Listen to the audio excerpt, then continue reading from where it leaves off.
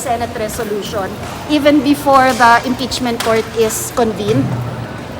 Well, ang pagkakaalam ko dyan, under the Constitution, ang trabaho ng Senate is to hear, diba? And sa amin naman is to prosecute. So, hindi ko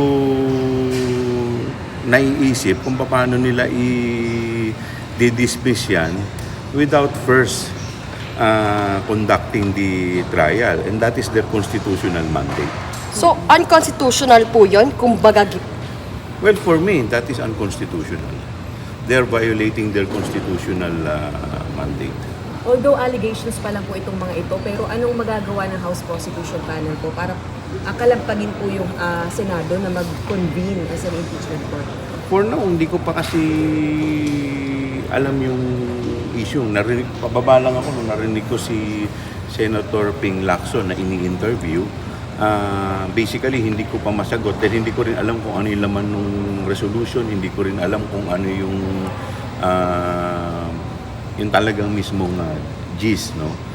So, basta't ako, yung opinion ko dyan is ang constitutional mandate ng Senate is to conduct the trial. It's de facto dismissing the impeachment trial, the impeachment complaint. How do you feel about this?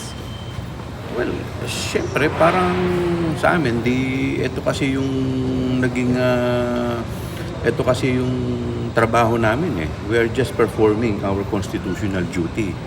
So, syempre kung ito naman ay babaliwalain by mere resolution, tingin ko parang hindi naman maganda. So do you think it's unfair for the Senate to kill the trial? Ano po? Do you think it's unfair for the Senate to kill the trial?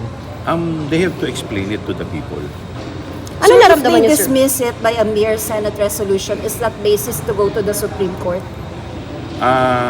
For now, hindi pa namin napag-uusapan kung ano magiging steps dahil hindi ko rin alam kung ano yung laman ng resolution eh. Basta yung preparation nyo, sir, ngayon, tuloy yung June 11, yun ang Yun ang thinking ng pagkakaalam ko po prosecution. na June 11. Ma'am, ano, sir, inasahan natin this morning doon sa hearing po ng Good Government Committee as regards kay VP Sara. Kasi nakalagay doon. Magte-terminate tayo eh. Magte-terminate na tayo ng mga, kasi tapos na yung mga hearing. So we have to terminate. So we have to issue na ng mga committee report. So siguro by next week, maglalabas na tayo ng mga committee report. Sa Sir, mga- initially, ano yung lalamanin ng committee report on VP Sara? Naayos pa dahil kinukulit ko pa lahat. Hindi lang naman ako magdidesisyon yan. It's going to be the committee. So, syempre, lahat ng mga opinion ng mga miyembro, kukunin ko. Tapos lahat yun, pagkasama-samahin natin. So, hindi pa ito yung last hearing, sir? Ito na yung last hearing for termination. Tapos sasubmit sila ng kanilang mga recommendation. Gagawa ng committee report, paiikutin natin. So, sir, wala pa today yung committee report? Well, wala pa naman. May inibita pa rin po ba kayo from Wala. DEP? Wala na po. Sir, may mga recommendation ba to file charges dun po sa mga nauna nyo? Kasi nung nakaraan, di ba, nung last namin, may mga recommendation na sila eh. So, hindi mo naman maaalis na magkakaroon ng mga recommendation. If I remember it correctly, during our last committee hearing, nag-present kami ng aming report. So basically, yun na yung magiging laman nun, more or less. Message to the Senate, sir. Siguro kami naman, we just want to perform our constitutional mandate. So, siyempre sa Senate, ang bola naman kasi ngayon nasa kanila na eh. Wala na sa House eh. So kami naman nag-aantay lang. Ang alam ko, sa June 11, pupunta kami sa Senate. We-welcome nila kami doon. So, with respect dito sa resolution, I'm sorry, hindi ko pa kasi alam talaga kung ano yung laman. Pero sir, tama ba na pagbobotohan pa kung dapat mag-convene o hindi? Tama ba yun? Well, under the law, dapat ano na sila eh, i-convene na nila yung impeachment court eh. Because that is not their legislative function. That is their constitutional duty. Sir, hindi subject sa botohan yun. Automatic yun, bale. Well, kung yung resolution, saan yun? Sa Senate yun. Pero I hindi mean ko yung alam pag-constitute. kung ano yung legal basis nila. I mean yung pag-constitute sa impeachment court. Matik yun eh. Dahil nasa constitution yun eh, na dapat mag-convince sila eh. Hindi So, kailangan. so, May hindi na-violate kailangan ba na- botohan. Hindi kailangan pagbotohan yun. So may na-violate, sir, sa konstitusyon kung magbobotohan pa sila? Well, I do not want to comment on that, no. Siguro tingnan na lang muna natin kung ano magiging next move ng So, Senate. by June 11, di ba, pupunta kayo doon, isa lang daw yung magbabasa. May i-assign na ba na prosecutor magbabasa ng article of impeachment? Most likely si Congresswoman Jinky. Bakit po siya ang napila, sir? Siya yung siya yung na-assign dun eh. Ng House leadership o ng prosecution panel members? Kami na rin. Kami na. Botohan yun, sir. Yung pagpili sa kanya. Sinabi naman na kung Jinky ka, baka pwede ikaw na magbasa nito. Message to SP Escudero? Message natin is siguro tayo naman mataas naman ang pagtingin natin sa ating mga senador, lalong-lalo na sa ating Senate President. Siguro mas maganda na gawin lang nila kung ano what is mandated by the Constitution. Yun lang naman. Thank you, sir. Sir, what do we expect sa hearing ngayon? Sorry po, late po kami. Kaya po natin, i-terminate lang natin yung mga pending na mga, kasi may mga pending tayong, like for example, yung kay Bibi Sara, siyempre nangako naman tayo na maglalabas tayo ng committee report. So, ite-terminate muna natin. So, by next week, maglalabas na tayo ng committee report. Sir, gaano ka makakatulong pa ba to sa, kung sakali man sa mga ebidensya nyo sa impeachment?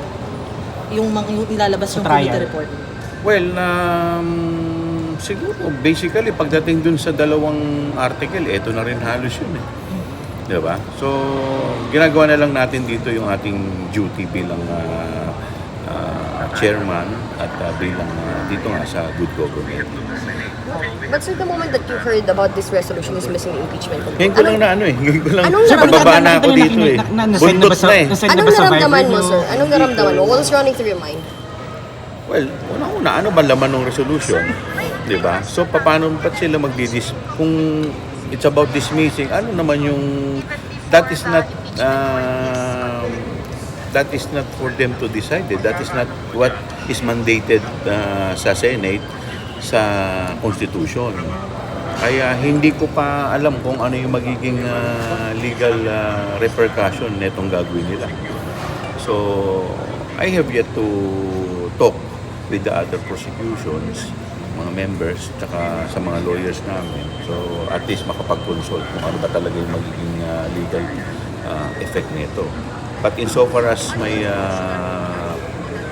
legal point of view, hindi yan naaayon sa ating saligang batas. Sir, kasi ang sabi nila, hindi daw pwede tumawid sa 20th Congress. Alam mo, may view kasi nung we have to understand na itong impeachment proceedings, most of it are taken from the American jurisprudence. So if I remember it correctly, during the time of President Bill Clinton, tumawid eh.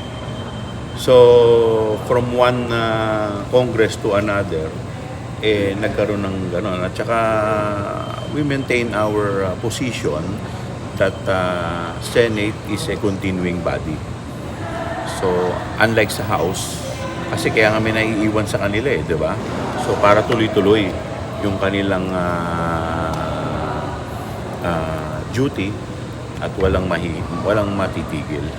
Sir, ano lang yung assurance nyo sa ating mga kababayan na nakaabang din dito sa impeachment trial sa ngalan ng House prosecution? Tayo po ba talagang ilalaban natin to hanggang sa dulo? Kami naman kung ano yung mandato sa amin ng ating saligang batas at bilang miyembro ng prosecution panel, gagawin natin yung ating constitutional duty. So, but at the end of the day, as I said a while ago, wala na sa amin ng bola eh. Nasa Senado na eh. Okay po, salamat Thank you so po. Salamat much. po.